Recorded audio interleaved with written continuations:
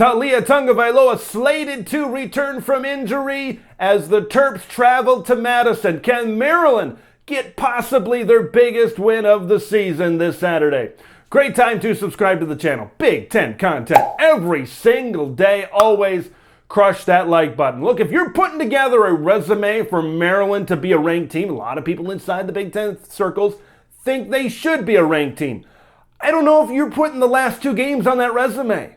The Indiana game, the Northwestern game, those are two teams that are in, well, let's just call it the bottom tier of the Big Ten. Northwestern might be in a tier all by themselves at number 14 in our beloved Big Ten Conference right now. But even prior to that Taulia Tagovailoa injury in the Indiana game, this was an Indiana game where both the Terps and the Hoosiers were going back and forth. This was a close game, kind of going back and forth between Indiana and Maryland. And I get your backup quarterback, changing personnel. I get how big of a deal Taulia Tagovailoa is to this offense. But if you want to be a ranked team, even with a backup quarterback, you don't play a one-possession game against a team like Northwestern.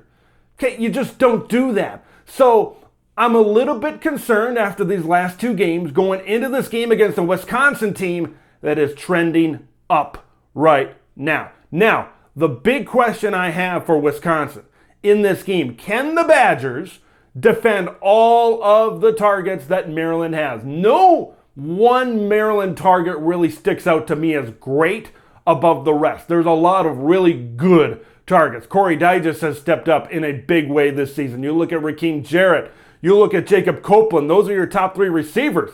And then you maybe look at the guy coming into the season who we thought would be the number one guy. Dante Demas is right there, kind of at number 4. So there's a lot of guys that they can spread out into the formation. There's a lot of guys that they can get the ball to. That's the big factor for me. Can Wisconsin match up against all these guys?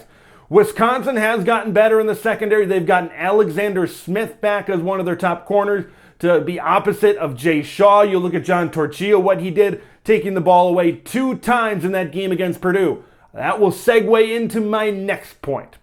Turnovers. Wisconsin is second in the Big Ten in interceptions this season. They take the football away. Taulia Tagovailoa, in some games, has been prone to the turnover, been prone to the interception. Can Maryland protect the football? If they can protect the football, they could have a good day. But if Wisconsin can force a few turnovers, we've seen how things can steamroll. You give the Badgers a short field with a running game like Braylon Allen, and especially if Graham Mertz is playing well, I'll get to that in just a minute, Wisconsin could steamroll just like they did against Purdue. I think Maryland and Purdue are comparable football teams. Like, look how close of a game they played earlier this season. They both have really good quarterbacks. They both have good wide receiving corps. Their defenses are their running games are fine with Robin Hemby and Devin Mockabee on either side. For Wisconsin to have a good game, for Wisconsin to be able to come out with a victory, I believe you've got to limit these big plays. Roman Hemby has been the king of hitting those big runs, and maybe he run for 1, 2, maybe he's not having a big game running the football, and then he hits a big run. Limiting explosive plays in the running game and the passing game, keeping everything in front of you will be the key for Wisconsin, because if you can do that, if you can play Wisconsin football and limit the big plays on defense, I believe Wisconsin will have a good day. Let's talk about Graham Mertz here for just a minute, okay? Over the past couple of years, Graham Mertz has shown flashes of brilliance, okay? I really believe when Graham Mertz plays well, he can be a quarterback that's in the top half of the Big Ten. He can be a quarterback that can make some plays for Wisconsin, but then he also shows you the interceptions. He also shows you the turnovers. He shows you the poor decision making. These last few games, kind of ever since Bobby Ingram has taken full control of this offense after the Paul Chryst firing, they've been throwing the ball a little bit more. Graham Mertz has been gaining more confidence. Okay, this is a Wisconsin offense that's gotten better in the passing game. Graham Mertz is a part of that, but another part of that is Skylar Bell. Skylar Bell over 300 yards receiving, 4 touchdowns this season. He is a big part of this passing game. Coming into the season, we were all talking about Chimere Dike, right? Great wide receiver, love him. But who's going to be the number 2 guy? Defenses are going to be able to key in and stop and lock down Chimere Dike if he's the only guy.